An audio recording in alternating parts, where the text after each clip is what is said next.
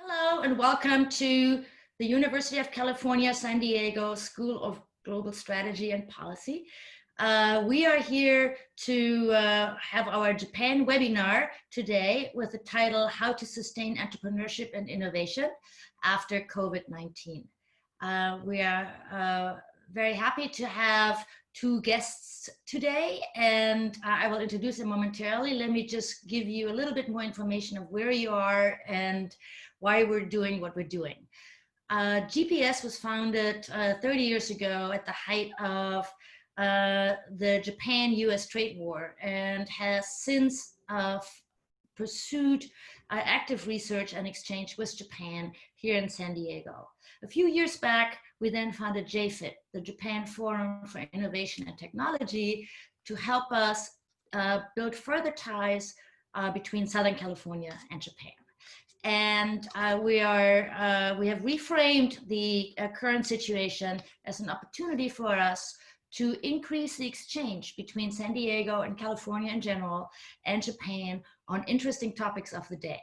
We do this every week, so mark your calendars. Every Tuesday, 4:30 going forward, we will continue our webinar series as long as there is interest. And I see there is plenty of interest today, so without further ado, let me introduce my two guests today. Taka and Yuichiro, you want to come online maybe and join me here? Our first guest is Yuichiro Yoshinari, who is Assistant Vice President at Mitsubishi Corporation.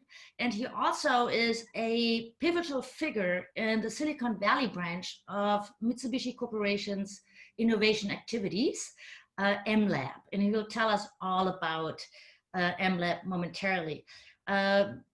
Yuichiro has been in Silicon Valley for almost 4 years now. And he, in addition to running various activities of innovation and so forth, he also has a weekly innovation newsletter called Win YY.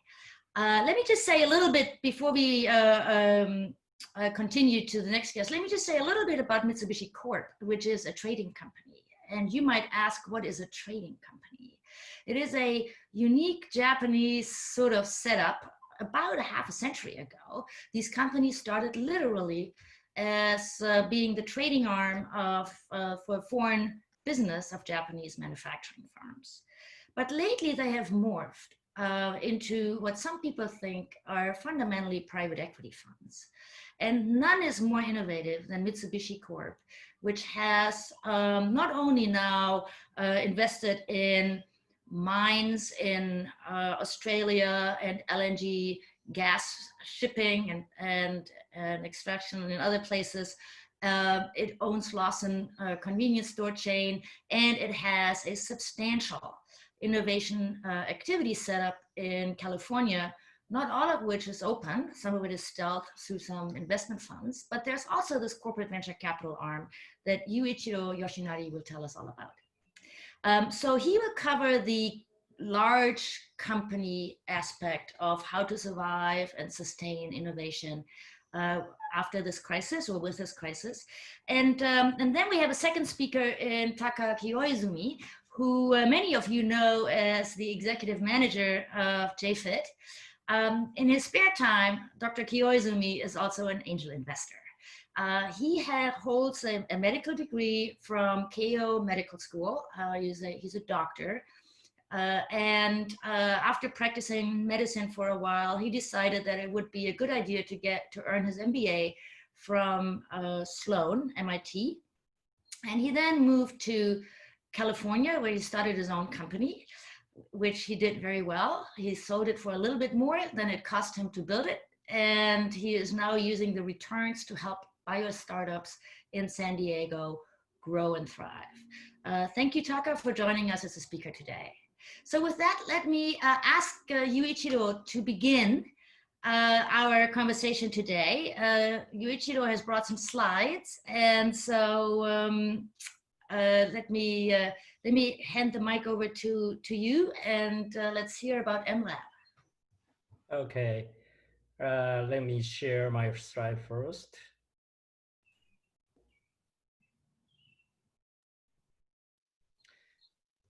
Can you see my slide? Okay. Okay, let's get started. Thank you very much having me with this session. I'm Yuichiro Yoshinari of Silicon Valley branch of Mitsubishi Corporation Americas, which is a US subsidiary of Mitsubishi Corporation Tokyo.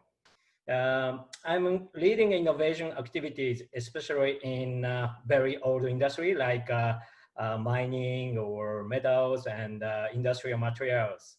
And also that I'm teaching design thinking as an internal coach in Mitsubishi Corporation that I will touch on the little bit later.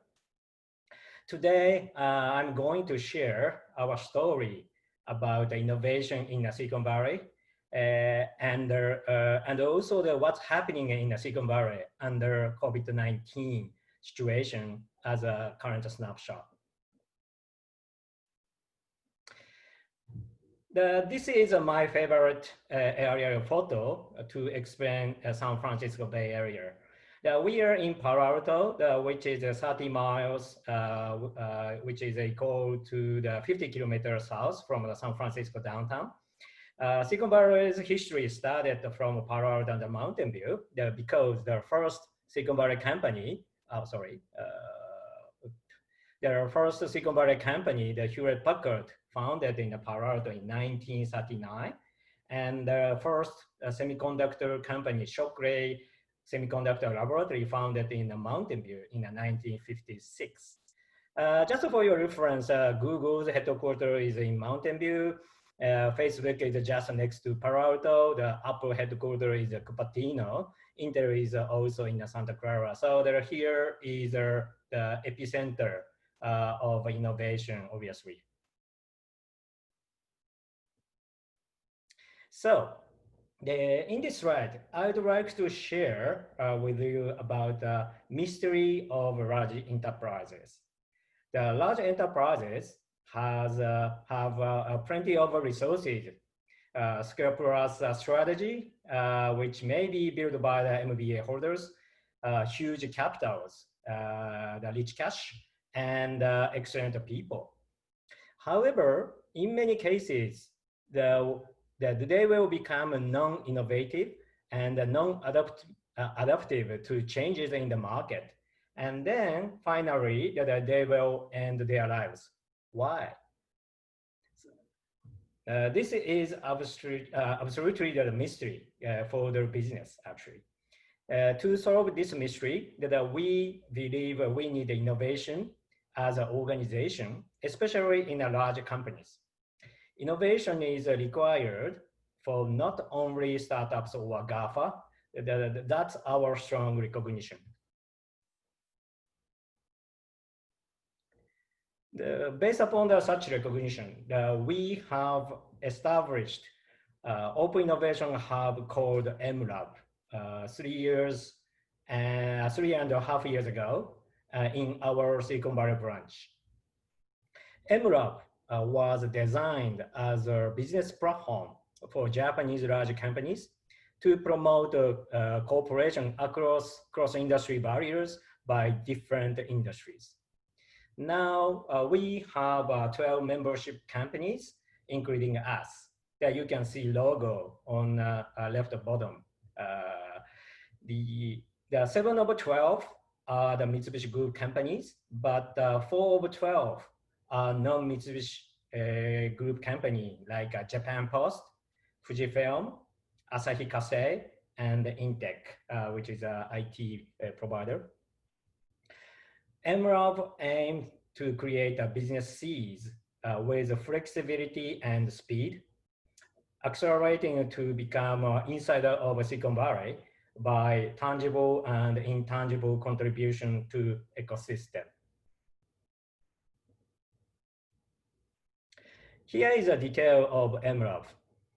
We have over 30 people in MLab. We are working with all MLab member companies at the same office.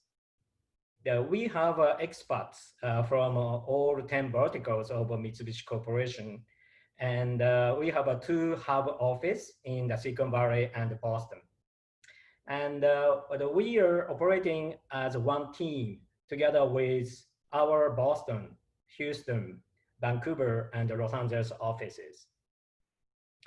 Emerald is also providing innovation training based upon the design thinking to not only Emerald expat people, but also people from Tokyo. As you can see, that we had a management level networking and learning event in the last November. They're called Emerald Tokyo Summit as well.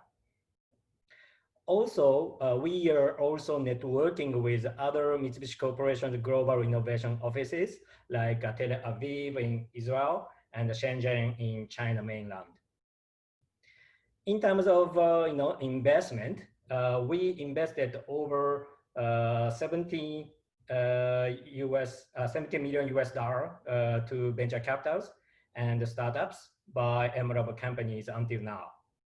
Just for your reference, the average of CVC investment is reported as roughly 50 million US dollar.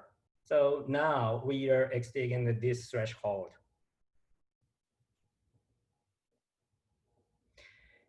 Here is examples we tried as a proof of concept trials together with the startups. The firstly, AI, we tried AI technology to predict our business flows. And in the middle, that you can see IoT and edge computing, that we utilized this technology to visualize factory operation and unlock the unused capacity of factory. Lastly, we tested blockchain technology to confirm that it's a huge potential by applying the real business operations. That's a very interesting the experience for us.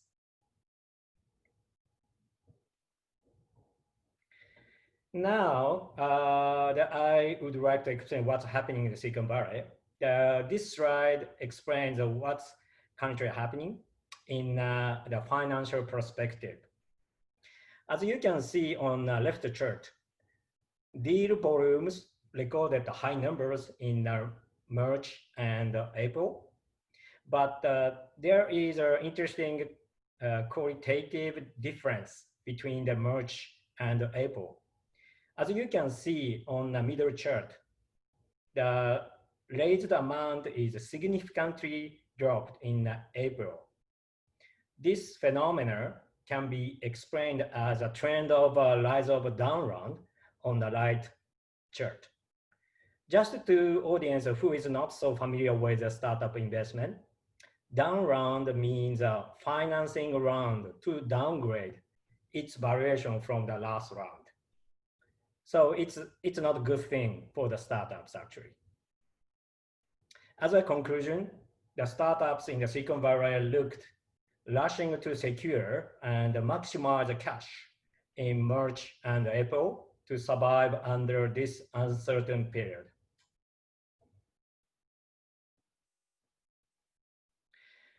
This is my last chart, last slide.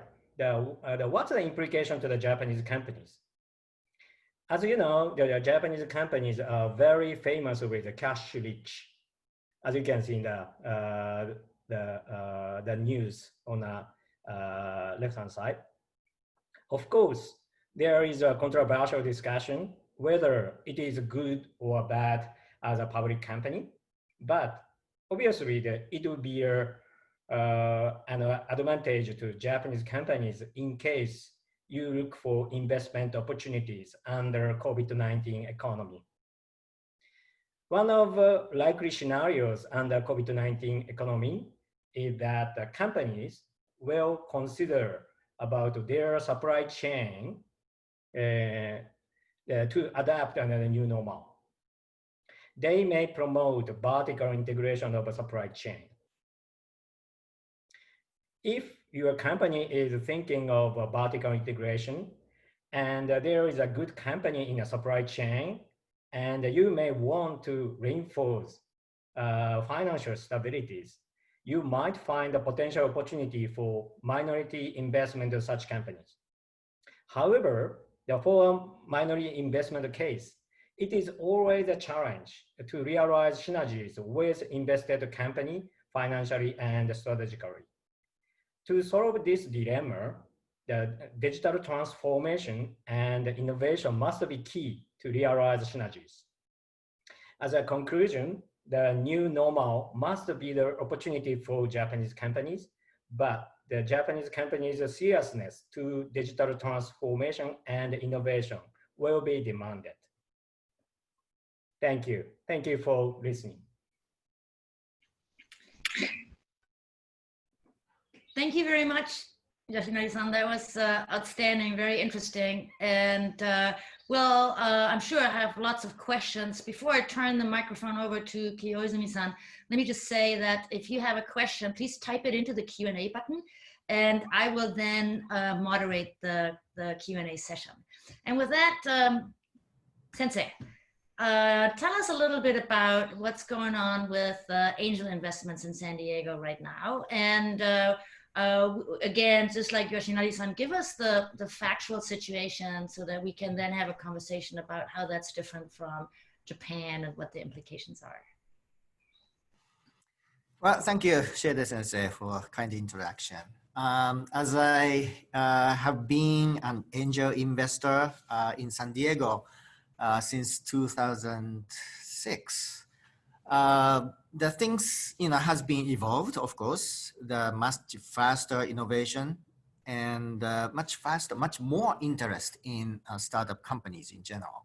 So I'm a member of Tech Coast Angels here in San Diego. That is a Southern California-based angel investors. When I joined Tech Coast Angels, I think we had about short of 100 members locally. But now, as of last year, we have over 200 members. So that's a lot of interest and a lot of, fortunately, lots of money interested to be invested in startup companies. But however, this COVID-19 situation kind of stopped everything, right? Everybody stopped and think about what's going to happen. There will be lots of uncertainties. And so let me start sharing my slide, what the startup companies are doing. Of course, it's a survival game. Startup is high risk to start with, and but you need to survive under this extreme situation also. And usually when startup companies raise funding, we try to maintain 12 to 18 months operational fund. And however, with this uncertainty, we don't know what's happening in 12 months or 18 months. Is there another opportunity to do fundraising? The market will open, more money coming into the innovation or startup companies. So immediately, startup companies has to do cost cutting and fundraising if it ever possible. As Yoshinari-san said, down round, basically lower value, but if you can raise money, you can survive. So that's why some of the startups are taking down round, fund events.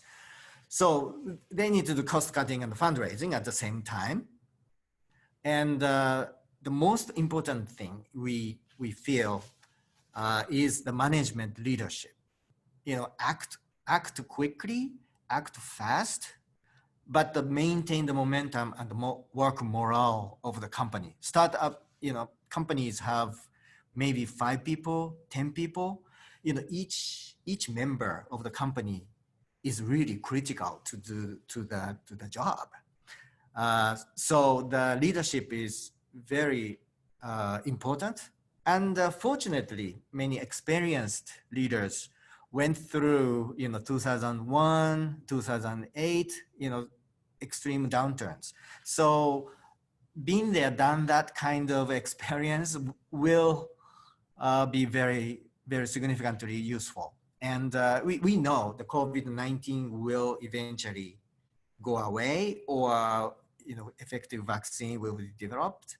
But until that time, we need to keep going. And as many of you know, the CARES Act, Coronavirus Aid, Relief, and Economic Security Act became a law on March 27th, 2020. So under that law, there are a lot of provisions. And one of the most applicable or important program for startup is a Paycheck Protection Program, or PPP. And that is a 350 billion SBA administered loan. And at certain conditions, the loan will be forgiven. So loan forgiveness is also added benefit. And in order to do that, of course, we need to maintain the employments. Salary cut is okay, but no layoffs or minimum layoffs. And the PPP can be applied from February 15th. That's actually started early, but CARES Act became officially law on March 27th. So after pretty much April, they started distributing the loan. And the startups still can apply for the loan through June 30th. And generally, loans are about 1% interest rate. The law says less than 4%, but the loan the startups getting are 1% interest rate, 2-year terms, and maximum of $10 million. But startups won't get the $10 million. So this program is available, and interestingly, it's pretty fast. One of the portfolio companies, company where I invested, received this loan within 4 weeks. So that's quite fast. And tech cost angels, in addition to, of course, those information sharing, has a campaign called so-called HOPE. Hold on, pain ends. Hold on, pain ends. So HOPE. And tech cost angels as a background, as I mentioned, the San Diego chapter has over 200 people, but the tech cost angels as a whole, almost 500 people in the 5 chapters in Southern California. Collectively, we invested little over $19 million in 52 companies last year. So we have a lot of companies, invested companies. So we immediately strengthened the network of entrepreneurs and the startup companies to assist, how best, they can maintain operational funds, cost cutting, and also potential fundraising. And reached out to the portfolio companies, and we collected all the loan and the grant information in a centralized database, and they have free access to those. And we, tech cost angels, have supporters such as Kunobi Martins and CPA firms, so they can provide professional advice to startup companies as well. And another angel group I'm a member of started having a portfolio reviews, inviting all the startups and get us the update and the real time and the reminding they have opportunity to participate in those companies as well. Again, it's many of them are down round, or it's a convertible note with very preferable terms, or even with warrants. But we believe the key is be bold. So if you stuck with situation, be bold and ask for assistance, and humble and nimble. So leadership, even these conditions are the key. So that's how we see what's going on in angel community and startup company in general. But the deals are done. So unlike operational companies, having a P and L, profit and loss companies, they are immediately affected by numbers. But the startup companies are usually losing money to begin with. So as long as they can build a balance sheet, they are okay, and investors are okay with that.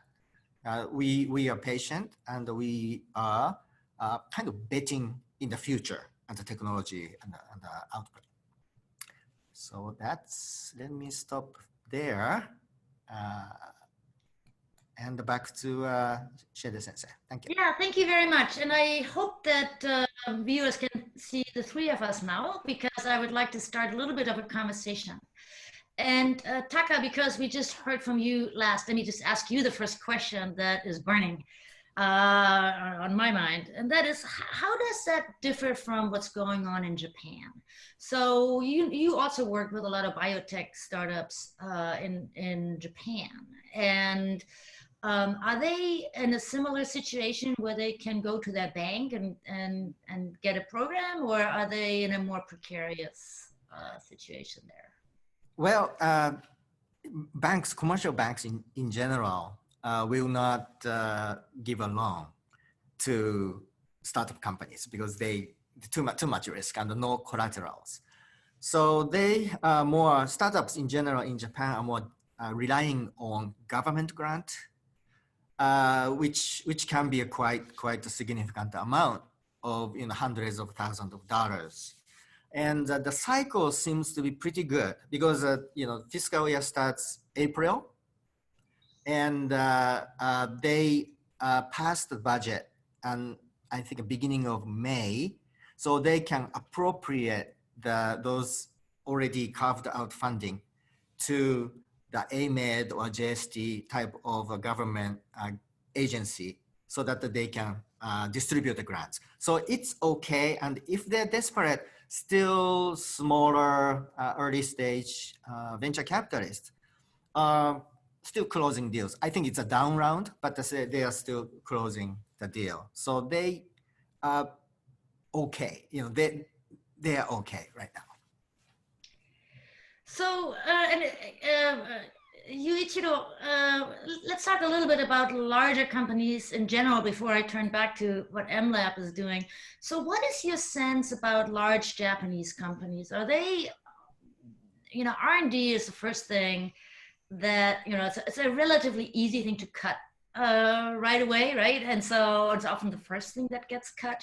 Is that your sense of what's going on? I mean, are the large Japanese companies scratching their heads and kind of scrambling to reduce their innovation activities, or is it more of a wait and see situation right now?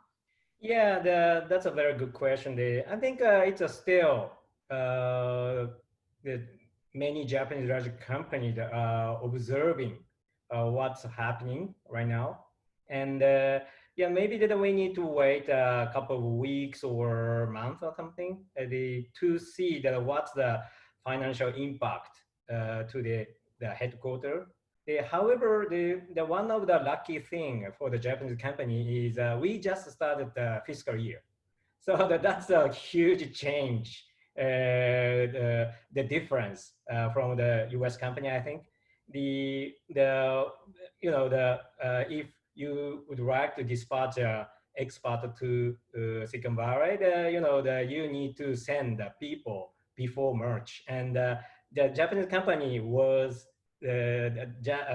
has just finished such preparation for the Japanese fiscal year, and they secured the budget also. So that maybe the latter half of a fiscal year, maybe some decision will be done. But at this moment, I'm talking with many Japanese companies here. Yeah, that at this moment there is no change for the first half. So I think that's the one of advantage for the Japanese company, I think. Well, that's great to know. And my understanding is it's about something like 75% of Japanese companies start their fiscal year on April 1, right? And so the others may be a little bit more concerned, but for those that have just started, there's no reason to change the budget right away, I guess. So the question that's burning on my mind, which is also a personal research interest of mine, is the topic that you started talking about the new types of innovation in large Japanese companies to ensure their longevity and that they stay at the top of their game. And there's now also new aspects of labor mobility and so forth. How do Japanese companies, and in particular your MLab, how do you think about training people, changing them into a new mindset of what it takes to win? Can you talk a little bit more about some of your activities at MLab and how you're trying to change your folks, so to say, to be a more global, open, outcome-oriented, innovative person? Thank you for your question. Can I share my slide again? Please do. Yes, absolutely. Thank you. So, can you see? Yes. Yep. Okay. Very so good. the fundamental question about innovation in a large corporation is which is more important between the innovator or innovation. So this is a very typical question which was asked in my company because to bring up and foster innovator it takes a little bit time because it's HR training and we need to bring up the employee for innovator. But the final conclusion or the conclusion at this moment is we should not avoid this effort to foster innovators rather than just focusing on innovation by investing in the startups or something. So we positioned the training of the people to the center of MLab trials initiative, and we would like to emphasize that there is no shortcut for innovation. The human resource development is a quite important thing. So maybe go to next page. We recognize that design thinking is a kind of operating system in Silicon Valley. So this is a kind of the heart of Silicon Valley innovation. So I went to the Stanford D School in 2017, and after that, I'm providing the in-house training as a design thinking evangelist since then. I already had over 30 classes. The accumulated number is exceeding the 1,000 participants. And this activity has been drawn from the senior management with attention. So from the last year, the design thinking has become an official class at the newly established innovation training program by the Mitsubishi Corporation Global HR Department. Last year, we invited 5 classes to the Silicon Valley to give the innovation training for a week under the collaboration with Stanford. So that's what we are doing, how we can change a corporate culture. And this is not just only the HR development, that we are aggressively trying to apply design thinking to change a business itself. And as you can see, this is our self-design thinking camp in New York. And we apply the design thinking to reinvent or change our very conventional business. And finally, we succeeded the user test. It took almost a year, but now we commercialize this service from this April. So to change the culture, to change a business, our belief is the how we can change the people's mindset and the corporate culture. That's what we are doing. Well, thank you very much. And my understanding is that you're not you're possibly the leading, but certainly not the only Japanese company that is doing that in Silicon Valley, right? So I did some interviews with another very large Japanese company that was saying that from the Japanese point of view, Silicon Valley owns the brand for open innovation and change and different methods of thinking and so forth. And so there are lots of Japanese companies that used to fly people out, one employee at the time, introduce them to design thinking and workshops and so forth. I wonder how our current travel restrictions are going to interfere with your program there, though that might be a little bit of a concern, I would assume. Yeah, so actually we are developing an online program together with Disco. Obviously the online program is not exactly the same as a physical or training. However, we are trying to design the new experience to participants using some digital tool. Obviously, that Zoom is one of that, and also that we have a very interesting sticky note tool using the online. And so last week that we tested that program the 6 consecutive days for 3 hours to teach design thinking. The team some of come from US, but some of come from Tokyo. And it's a very, very interesting program, the trial, the actual prototype. So at the end, we would like to have the people here, but even under the restricted environment, that we would like to seek our best to provide such kind of training to the people. That's what we are doing right now. Thank you very much. That's very interesting. And we should keep in mind that's what Yoshinari-san is talking about is special in some ways, but also representative of some of the Silicon Valley activities of Japanese companies. So Taka, you have been on both sides for a long time. You know Japan, of course, obviously very well, and you're an investor and an entrepreneur, successful entrepreneur in the United States. From your perspective, at this point in time, what are the things that Japanese companies would have to change in particular to sustain their or push further out their innovative drive? And what do you see are the current challenges for Japanese companies compared to challenges at US companies in terms of upholding innovation? Well, the challenging times show lots of opportunities. That's what I saw in my 30 years in the business.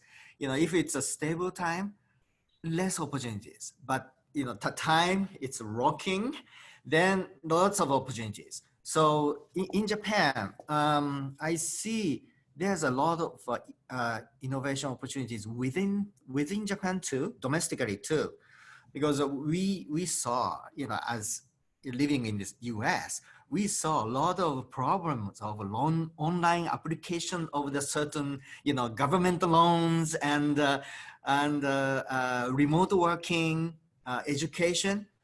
That's by itself, so-called DX. Everybody says DX, right? Digital innovation, digital transformation. That hasn't happened in Japan. As Sheda mentioned a few webinars ago, Japan is a country of technology, but domestically, not access to the technology or use of technology is still quite behind, even compared with US. And if you compare with China is way ahead because probably systematically they can apply all the technologies into daily use. So that by itself has tons of opportunity in innovation. And US and other parts of the world has has gone through those challenges, and some of the technologies developed to overcome those challenges, and immediately applicable. If Japan wants to take those opportunities, immediately applicable. So that's a huge opportunity. Like Mitsubishi, Mitsubishi knows all the technologies in the US, and Mitsubishi knows all the lack of technology in Japan. So there's a great match. So lots of big companies, trading companies, technology companies in Japan can see lots of opportunities moving forward. So the young entrepreneurs globally should reframe this pandemic as an opportunity. I think so. So, on the other hand, those innovative companies will have more visibility, because of this pandemic. So we have a question. The Q&A box is open. So audience, if you have a question, please type it up. We have a question from Robbie about labor mobility and innovation. So lifetime employment is beginning to change. Not so much because people don't like it. It has a lot of advantages. But because there are some constraints there where younger employees no longer want to be married to a company and slave away long hours and that sort of thing. And then companies say in return, well, if you want to switch jobs, we cannot invest in your education anymore. And so there's a lot of rumbling at the ground of what is going to happen to lifetime employment. And the data are clear, labor mobility is up, especially among younger people. And Mitsubishi Corp is one of the places where a lot of people work for a couple of years and then move on to other places. How do you see, both of you, actually, whoever wants to take this, what is the connection between increase in labor mobility and innovation?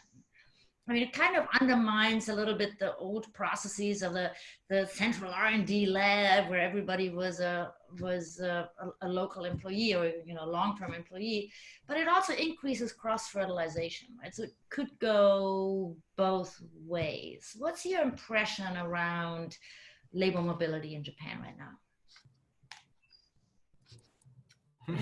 Yuichiro, you want to go first since Okay. I called out your company? Yes. Obviously, especially in the younger generation, that they are not thinking I will marry with a company. And if you look at some data, maybe they're under 35 years old, the turnover is increasing, and so I think it's the kind of the gradual change in kind of labor culture in Japan, and so obviously the change will continue for decades, I think. But just about the innovation right now is such change is a less impact to the innovation at the largest company, because still the middle management is the long-time worker in a company. So in that sense, open innovation approach is more important for the large corporation, I think. So how we can lower the barrier or wall of the company, and how we can connect each other to find out some overlap area or some potential co-working area for the innovation. So in the near term, the 3 to 5 years, I think open innovation is very crucial for the Japanese large corporation. That's my thought. Tucker, do you have any thoughts on this question? Yes. The human mobility is the key for innovation, across the globe, basically. I have seen in the past 20, 30 years, yes, there are lots of Asian scientists, engineers come to the US. Initially they may work for larger companies, IBM or Qualcomm of the world, but they, after 5-10 years, they started their own company here. So even for Japanese too, I keep, encourage them to consider coming to the US. The technology is portable, right? And the money is portable, funding portable, and but the most important component of the startup is people. So people, you try to get the best people possible. And the inventor, maybe, lots of smart inventors in Japan, but for the management who creates the eventual success of the startup, you should look for, globally, where is the best place? And, Silicon Valley is one, San Diego is one, maybe Boston is one, depending on the technologies and the people there too, so I think, under the COVID-19, the traveling mobility is, strictly limited, but, everybody started using Zoom. So I think there's a way to start. Then when, travel resumes, we can start, actually people moving to the location and interact to cross-pollinate more. So of course, many governments around the globe have tried to stem this brain drain of their young folks into California and build an innovation ecosystem, whether that's in Berlin or in Tokyo or in Fukuoka or in other places of the world. And so maybe COVID-19 will keep the talent a little bit more local, but as you just said, the technology is not local. Technology is global. So maybe we will also find some new ways of having innovation sort of separate from maybe location clusters. Right? So that might open a new chapter. So Taka, we have a question around your initiatives with the Tech Coast Angels, which is about sort of a surprise question, because we've heard that it's actually very difficult to get government loans. We had a webinar early on with Kei Shimizu from Japan, who studies these sorts of small business loan situations, and she pointed out that whereas in California, in the United States, it's sometimes very difficult to go to the bank and get the loan, and there was some chaos, and because the United States doesn't have a lot of relationship banking. That in Japan, this was actually much easier because Japan has relationship banking, and if there's a government program, basically all you need to do is go to your local bank and you're good to go. So how did this work? How does this work in California? I mean, do we have a similar thing with relationship banking and sort of mechanisms that ease the administrative hurdles? Small and mid-sized companies, of course, in Japan, across the world, they need working capital. So they have to have a good relationship with local bank. Local bank is basically the war chest, right? You need to get money, return, repay. That's the cycle, will support your business. But for innovation companies or startup companies, it's not the banking relationship. Working capital is the capital you raised from the round of funding, the Series A or seed round. That's the working capital in the bank. But still, the bank account, checking account, savings account, whatever, the corporate account has to be there in the local bank.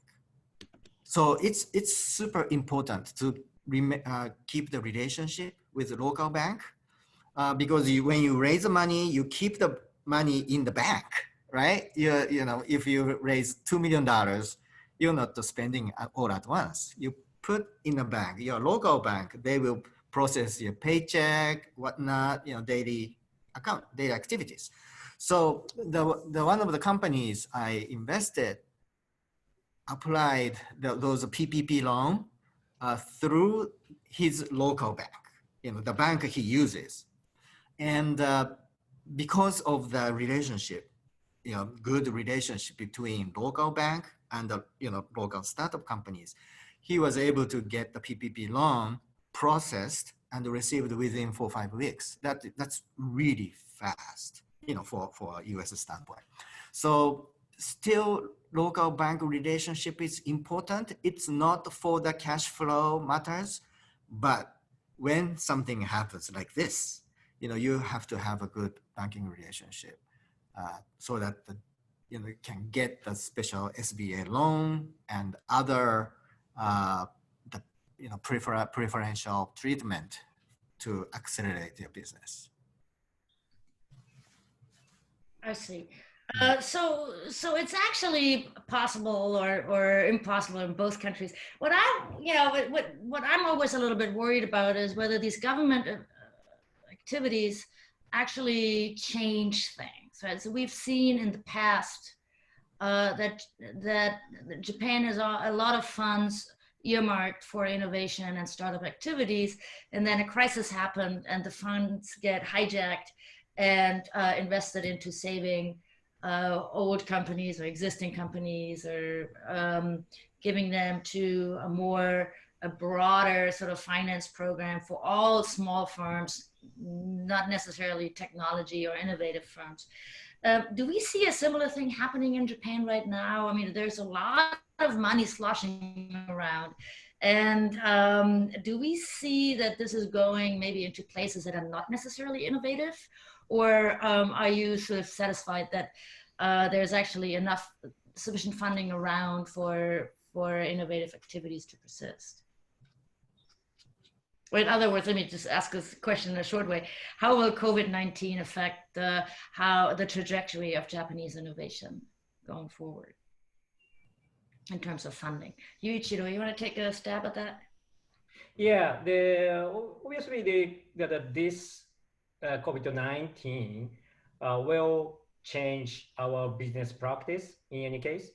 And as the Taka-san mentioned that this will be an opportunity not only for the large company, but also startups in US and in Japan, of course. So I think this change is a one way, not that we will not return to the previous world, I think. So the key point is how we can bring back better.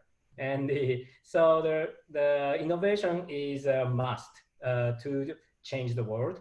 And so I believe the importance of innovation will be up, and that we cannot go back to the same normal, I think.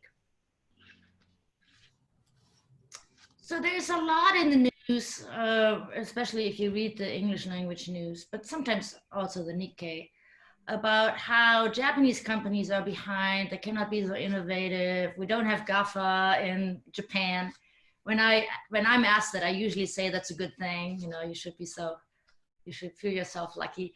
It's more broadly set up. But what is your sense on how many of the large Japanese, if we were to look at the JPX 400, say, so we just look at the largest Japanese companies, how many of them do you think are in good shape in terms of structuring their innovative activity, and how many of them are sort of behind and still sort of head in the sand and sticking with their old practices? So Yuichiro-san, you talked about MLab and you're bringing out first of all, you have 12 companies in your accelerator / incubator / open innovation hub. And so there are all these companies that are here, but there are a lot of Japanese companies that are not doing that. And are we seeing a bifurcation there of the sort of the companies that are staying behind and the ones that are at the cutting edge? And how should we, when we read that Japanese companies cannot be innovative, how should we think about that? It's obviously not true, but how can we get a better grip around that sort of reporting? Yeah, so in the Japanese culture, there is a harmonized pressure. So maybe all companies looking at the competitors rather than customers. So I think most important thing is that we should focus on more customers. How we can empathize with the customer's mind, how they think, rather than looking at the next door. So I think it's a quite a back to basic approach, but originally the Japanese company is very good at focusing on customer, and I think we should do and we should recall what we did in the past. So we have a final question that I think is really quite interesting. What do you think, Taka, this may be in your bailiwick, but I'll let Yoshinari-san chime in too. Which country will come up with a cure or a vaccination or whatever help for COVID-19?